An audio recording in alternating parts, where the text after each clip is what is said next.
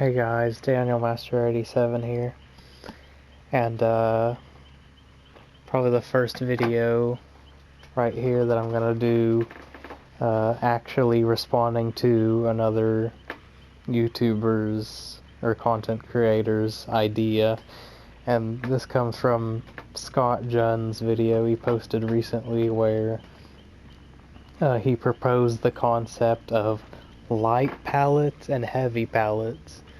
And you might be asking, what the heck are those? Well, they're a terrible idea, first off. Basically, light pallets would be at places like where the current God pallets are, and probably jungle gym pallets, stuff like that, where it's kind of hard to picture, but once I get into it, you'll understand. Light pallets would be on the safer tiles for survivors, where if the killer gets stunned by them, it'll be a smaller stun, and the killer will be able to break them faster. And on the flip side of that, heavy pallets would be at those shorter tiles, like, I don't know, the car loops and rock loops, something like that. And they would stun longer and be broken slower, as to, reward the survivors for playing it well or whatever. And I don't agree with this dichotomy at all. I think it's a terrible idea. Why can't we just get rid of God pallets altogether? There's no gameplay from the killer at those tiles. I'm talking about like the pallets near basement on the game, the freaking, no matter which jungle gym it is, the long wall jungle gyms or the other ones, those pallets are way too strong once dropped. Killer Shack pallet as well. You can't get a survivor once they've dropped the pallet and you're on the other side of it. There's no mind game at all. And with light pallets and heavy pallets, all the weak tiles would be weak with quotes, would become even more of a pain with these heavier stun times. Because if you think about it, some of these loops that people were claiming are like weak loops, small loops, stuff like that. They're not actually that weak. If you've gone to Badham and then tried to play around those truck loops or those van loops that have that pallet, they're not actually that weak. I haven't had that much experience as Survivor running those as I've had experience as Killer trying to catch survivors at those, but they seem extremely underrated from what I'm hearing, because it's like you make one wrong read as Killer and they get a whole nother like 3 times around that thing.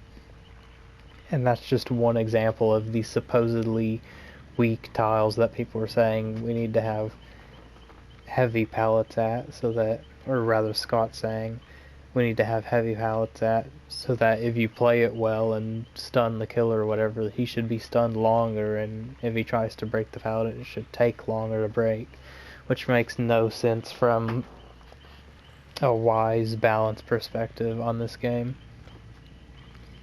If a survivor wants to run a smaller loop, they should be at higher risk, you understand?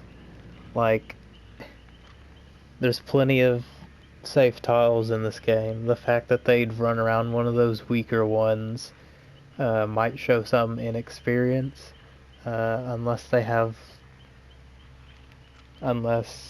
like don't have windows of opportunity or something, and they just don't know where to go, and they're like, oh, a loop, I should go there. But yeah, you can actually trump the killer at those shorter tiles, as I've said, and they're not as killer-sided as people make them out to me. The concept of a killer-sided loop or whatever is just baffling, except for the cases of like that one weak pallet in the downstairs area of Temple, which is basically just there for show, because it's a pallet like without walls on either side, basically. Like you can't loop it exactly. And people are saying that the tiles that need these heavier pallets, the shorter tiles, if the killer bloodlusts you at the loop, then you basically get to hit every time. But I think the fact that people are taking bloodlust into account is kind of messes up their argument, doesn't it? If a killer has to bloodlust you at one of these weaker loops, quote unquote, is it really a weak loop? Because, as some of you may or may not know, bloodlust goes up a level once every 15 seconds of unbroken chase. So if you're chasing someone for 15 seconds, bloodlust level 1 will kick in. You chase them for 15 more, that's bloodlust level 2. And 3 is, would be 45 seconds into the chase. So people like to say that bloodlust is crutch for killers and stuff. It's really not. Like, you should not be able to run a killer for that long. Like, they should have something for engaging you in chase for that long. And I know it's a two-sided coin, that a double-edged blade when I say that, because some killers, it's not the best idea to be committing to someone for that long, because it might show inexperience because you like don't know when to leave the survivor. But at the same time, there's some chases that killers have to take that are that long, whether you're inexperienced or you're super experienced. But that's my kind of side rant on bloodlust. But if anything, all pallets should probably be light pallets with the shorter stun time and the shorter break time. And all the god pallets in the game should be removed. That's my kind of takeaway from Scott's idea. I made my own idea where, like, I don't like your heavy pallets idea, but if we made light pallets universal, and that was just a base thing for killer, that would probably improve the game a lot. All pallets should be mind gameable. Like, we shouldn't have to deal with god pallets. The idea he's presenting that, oh, these god pallets will be fine if we just make them break faster and not stun as much. That is not going to do as much as you think. The fact that there's pallets in the game where you cannot physically hit the survivor once they drop it until you break it, that design is just bad design, in my opinion. If all pallets are mind gameable, then there's gameplay from the killer at all of those pallets. There's no gameplay of the killer see the survivor dropping it. It's like, oh, well, I guess I just have to break it now. They're just going through the motions at that point. There's no skill from either side. And with light and heavy pallets, brutal strength and enduring would need to be base kit or something. Like, you're not gonna make killers suffer through longer stun times and longer break times, just so that survivors feel safer at weaker loops. It's crazy. With my idea, all pallets being light pallets, brutal strength and enduring would be more useful, but they might also be redundant because you'll break them even faster. You'll get stunned for even less time, but if you break them fast and recover from stuns faster, then it might not be worth using anyway. We would have to see it to believe it, I guess, which is probably not going to happen because no one's going to take my idea seriously.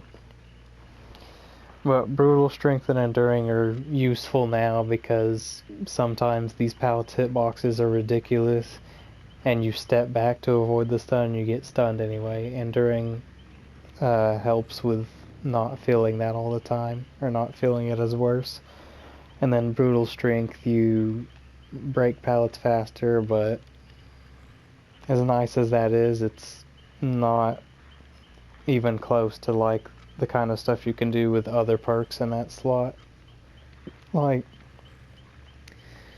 If brutal strength was just better, then it might be worth taking, but as of right now, it like barely makes a difference. The survivor will get to the next tile that has a pallet at it anyway, and brutal strength will basically not matter.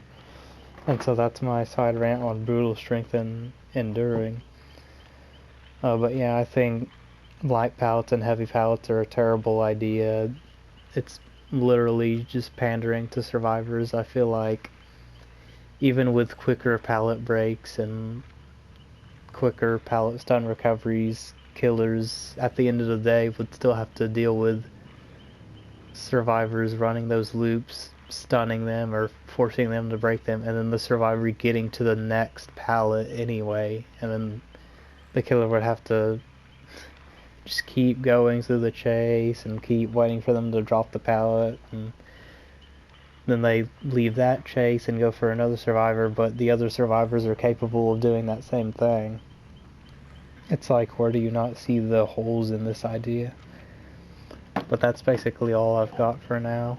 This is Daniel Master 87 signing out.